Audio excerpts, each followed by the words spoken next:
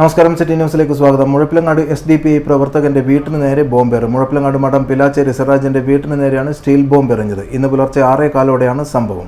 വീട്ടുമുറ്റത്ത് നിർത്തിയിട്ട സ്കൂട്ടറിനും കേടുപാട് പറ്റി. CPM പ്രവർത്തകർ ബൈക്കിലെത്തിയാണ് ബോംബെറിഞ്ഞതെന്ന് വീട്ടുടമ പറഞ്ഞു. എടക്കാട് പോലീസ് അന്വേഷണം ആരംഭിച്ചു.